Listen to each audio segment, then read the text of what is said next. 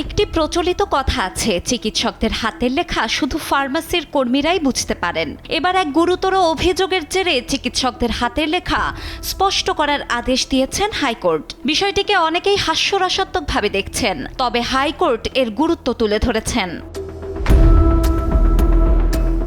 এই আদেশের পর অনেকেই প্রশ্ন তোলেন, হাতের লেখার সাথে সম্পর্ক কি? এরপর উঠে আসে চাঞ্চল্যকর তথ্য।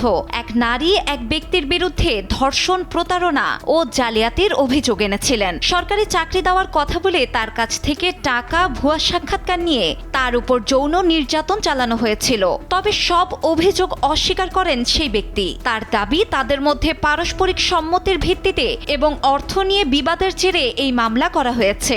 বিচারপতি ওই ব্যক্তির জামিন আবেদনের শুনানি করেন। এরপর ওঠে নানান প্রশ্ন।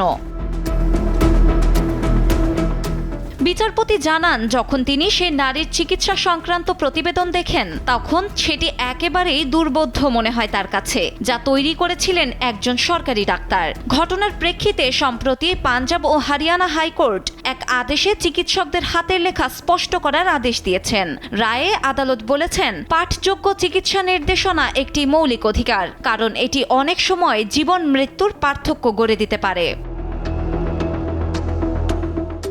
আদালত সরকারকে নির্দেশ দিয়েছেন মেডিকেল কলেজের পাঠ্যক্রমে হাতের লেখা উন্নত করার বিষয়টি যুক্ত করতে। পাশাপাশি 2 বছরের মধ্যে ডিজিটাল প্রেসক্রিপশন চালুর সময়সীমা বেঁধে দিয়েছেন আদালত। ততদিন সব চিকিৎসককে বড় হাতের অক্ষরে স্পষ্টভাবে প্রেসক্রিপশন লিখতে হবে বলে রায়ে উল্লেখ করা হয়েছে।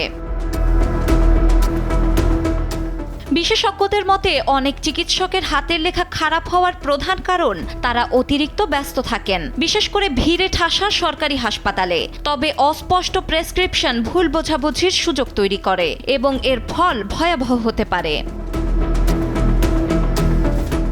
চিকিৎসকদের হাতের লেখা নিয়ে আদালতের সমালোচনা এটিই প্রথম নয়। অতীতেও চিকিৎসকদের লেখার ধরন নিয়ে প্রশ্ন উঠেছিল।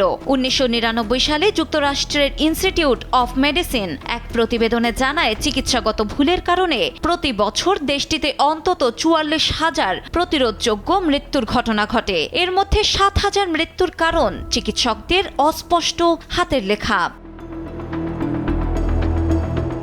ডেস্ক রিপোর্ট, সময়ের আলো।